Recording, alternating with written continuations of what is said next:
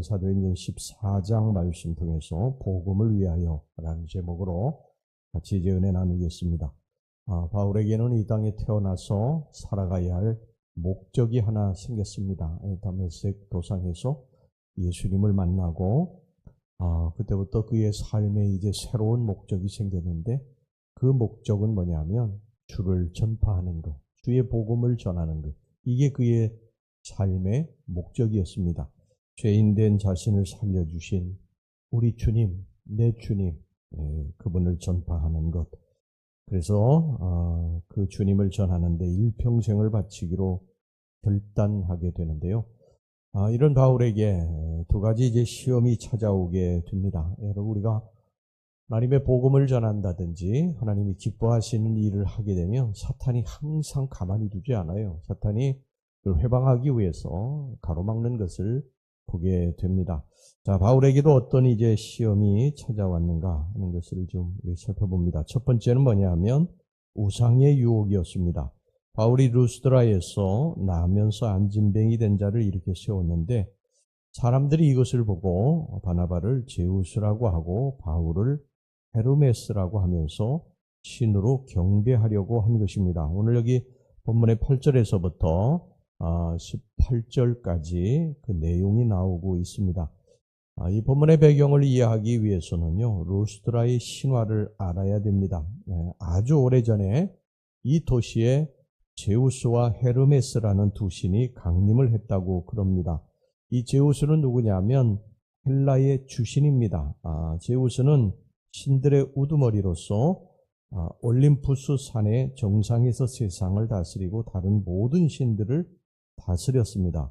이 제우스를 로마식으로 이야기하면 주피터 신입니다. 주피터가 되죠. 그리고 이제 헤르메스는 이 제우스의 대변자입니다. 그래서 신의 메시지를 받아가지고 사람들에게 전하는 일종의 신탁의 전달자 역할을 했던 신입니다. 오래전에 이 제우스와 헤르메스라고 하는 신이 루스드라에 강림을 했는데 마을 사람들이 그들을 신으로 알아보지를 못했어요. 맹대하고 배척을 했습니다. 이에 진노한 두 신은 루스드라를 멸망시켰습니다. 그러나 그 마을의 농부인 빌레몬과 그의 아내 바오시스마는 이 두 신을 잘 대접했기 때문에 그 마을에서 유일하게 살아남을 수가 있었습니다. 그들이 살고 있던 집은 마침내 신전이 됐고요. 그들은 그 신전의 제사장이 되었습니다. 이 마을 사람들은 이 신화를 이제 대를 이어서 들으므로 이런 생각을 품게 됩니다.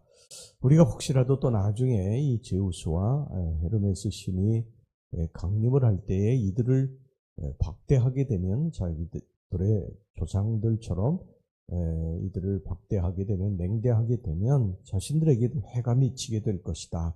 이런 생각을 이제 품고 지내고 있는데, 바나바와 바울이 나타난 거예요. 바나바와 바울이 나타나가지고 안진뱅이를 일으켜 세우는 기적을 행하게 되니까 이 마을 사람들이 이 제우스와 헤르메스 신이 드디어 오셨나 보다, 이렇게 생각하고 이 제우스와 헤르메스 신을 대신해서 이 바울과 이 바나바를 섬기게 된 것이죠. 그래서 소를 가지고 오고 관을 가지고 와서 옛날 그 제우스 신과 헤르메스 신에게 못다한 대접을 하기 위해서 바울과 바나바를 향해 엎드려 경배하고 제사를 드리려고 그랬습니다. 만약 이때 이 바울과 바나바가요, 이들이 바울 앞에 또 바나바 앞에 무릎을 꿇고 머리를 숙이고 제사 드리는 것을 막지 않았다고 한다면요, 그대로 놔두었다고 한다면 아마 여기서 그들은 평생 대접을 받으면서 찬송과 경배를 받고 살 수 있었을 것입니다. 이게 얼마나 사실 달콤한 유혹입니까? 복음 전하는 일은 쉬운 일이 아니잖아요. 복음 전하는 일은 정말 대단히 어렵고 힘든 일 아닙니까? 우리가 전도 이 대회를 해봐서 알지만 복음 전하는 일이 얼마나 어렵고 힘든 일이에요. 한 영혼 구원하는 게 물론 뭐 아무 관심도 없이 그냥 교회에서 의뢰하는 행사인가 보다 하고 하는 사람도 있지만, 많은 분들이 여기에 열심히 동참해가지고 하다 보면요, 이게 복음 전하는 일, 한 영혼 구원하는 일이 보통 힘든 일이 아니구나. 아마 그런 생각이 다 될 것입니다. 그만큼 복음 전하는 일은 힘들고 어려운 일인데 이 바울과 바나바가 이 평생 이 복음 전하는 일을 해야 되는데 이 힘들고 어려운 일을 해야 되는데 여기서 이렇게 엄청난 대접을 받고 살아간다면 뭐 대단한 자신들을 보면 어떻게 평안이고 안녕이고 행복이라고 볼 수 있지 않겠어요? 그런데 이것에 대해서 이 바울과 바나바가 거절하게 되죠. 이것을 거절합니다.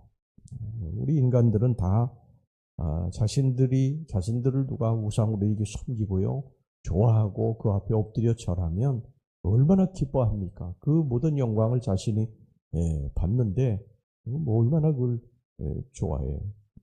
그런데 하나님이 이 죄를 결단코 작게 보지 않습니다.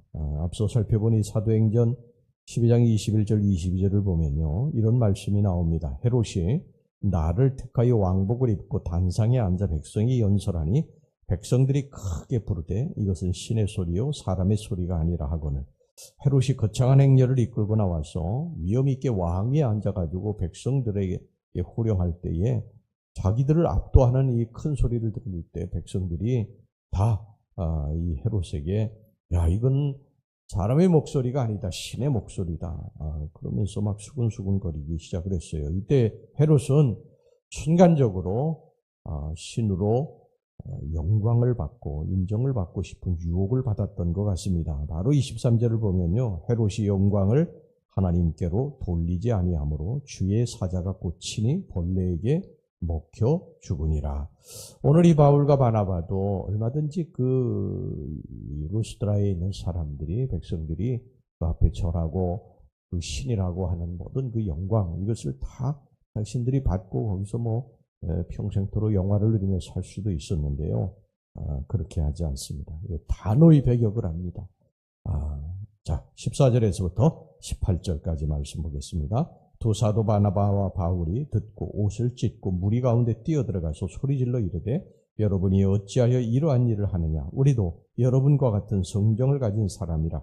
여러분에게 복음을 전하는 것은 이런 헛된 일을 버리고 천지와 바다와 그 가운데 만물을 지으시고 살아계신 하나님께로 돌아오게 함이라. 하나님이 지나간 세대는 모든 민족으로 자기들의 길들을 가게 방임하셨으나 그러나 자기를 증언하지 아니하신 것이 아니니 곧 여러분에게 하늘로부터 비를 내리시며 결실기를 주시는 선한 일을 하사 음식과 기쁨으로 여러분의 마음에 만족하게 하셨느니라고 이렇게 말하여 겨우 무리를 말려 자기들에게 제사를 못하게 하니라. 사실 우리가 신앙생활하면서 이 유혹을 물리치기가 얼마나 어렵습니까? 내게 오는 모든 영광을 다른 사람에게 돌린다든지 그것을 하나님께, 보이지 않는 하나님께 돌린다고 하는 게 사실 쉬운 일이 아니에요. 가만히 있으면 자신이 모든 영광을 받는데 내가 한 것이 아닙니다. 저 사람이 했습니다. 하나님이 하셨습니다. 이렇게 다른 사람에게 돌리고 또 하나님께 영광 돌리는 게 이게 대단히 어려운 일입니다. 그런데 바울과 바나바는 자신을 낮춥니다. 자, 15절에 우리는 너희들과 같은 성정을 가진 사람이라. 이게 자신을 낮추는 거예요. 비슷한 내용이 사도행전 10장에도 기록되어 있죠. 고넬료가 베드로에게 찾아와가지고 경배하려고 하니까 베드로도 얼른 나도 너와 같은 사람이라 하면서 경배하는 것을 멈추게 됩니다.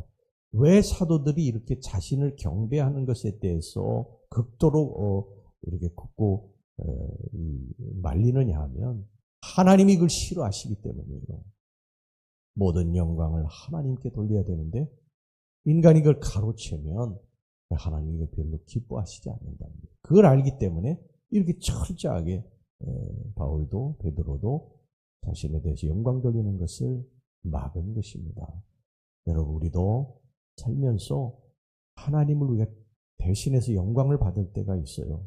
여러분, 그때 우리에게 이것을 경계하시고 부인하시고 그리고 하나님께 모든 영광을 돌려야 될 줄로 믿습니다.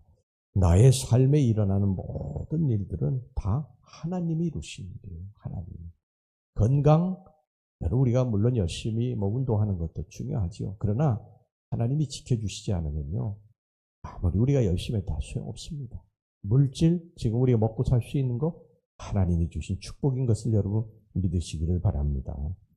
하나님 자리를 내가 대신하면 안 됩니다. 내게 일어나는 모든 일들은 다 하나님이 하신 일이에요. 그러니까 우리는 늘 겸손해야 될 줄로 믿습니다.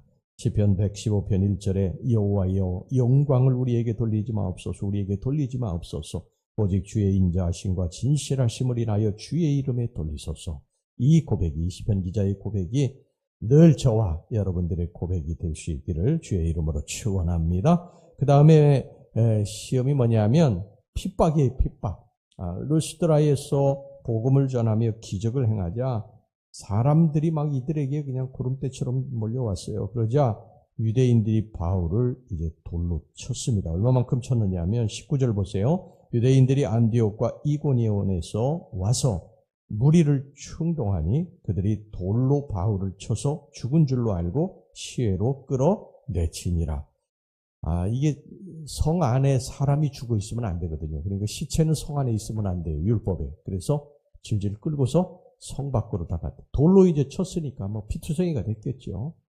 돌이 말랑말랑한 떡이 아니지 않습니까? 이 날카로운 돌멩이를 들고서는 사람들이 던져가지고서는 피투성이가 됐으니까 스데반도 돌에 맞아 죽었지 않았어요? 바울도 막 다 피투성이가 된 것입니다. 근데 이제 성 안에 둘 수는 없어요. 시체를. 그러니까 성 밖으로다가 질질질 개처럼 끌어가지고 내친 것입니다. 그런데 이제 한참 후에 사람들이 다 죽었는 줄 알고 떠났는데 바울이 거기서 일어나요. 그 피투성이 속에서 그가 일어나가지고요. 뭐라고 말하는 줄 아십니까? 22절 보세요. 22절 말씀 보세요. 제자들의 마음을 굳게 하여 이 믿음에 머물러 있으라 권하고 또 우리가 하나님의 나라에 들어가려면 많은 환난을 겪어야 할 것이라 하고 제자들의 마음을 굳게 하고 이 믿음에 머물러 있으라고 권하고 우리가 하나님 나라 들어가려면 많은 환난을 겪어야 될 것입니다. 정말 기가 막히지 않습니까? 그 죽음의 사지에서 그 피투성이 된 몸으로 일어나가지고 한 말이 뭐냐면 너희들 믿음에 머물러 있어야 된다. 그리고 우리가 이런 환난을 받는 게 하나님 나라에 들어가려면 당연한 것이다. 여러분 마귀의 달콤한 유혹도 또 핍박도 바울이 복음 전하는 일을 막지 못했습니다. 여러분 우리의 삶의 목적은 뭡니까? 하나님이 가장 기뻐하시는 일을 하는 것입니다. 복음 전하는 일, 이웃을 사랑하는 거, 하나님께 영광 돌리는 거, 이게 우리들이 해야 될 일입니다. 이런 일들을 우리가 잘 감당하다가 어느 날 주님이 부르실 때 주님 앞에 서서 영광의 면류관을 다 받았을 수 있기를 주의 이름으로 축원합니다. 기도하겠습니다. 하나님 아버지, 우리들에게 삶의 목적이 있습니다. 주님이 이 목적 때문에 우리들을 부르셨고 이 목적 때문에 우리들에게 건강을 주셨고 또 물질도 주셨고 또 사람도 붙여주셨습니다. 이 일을 잘 감당하다가 주님 앞에 서게 주시기를 원합니다.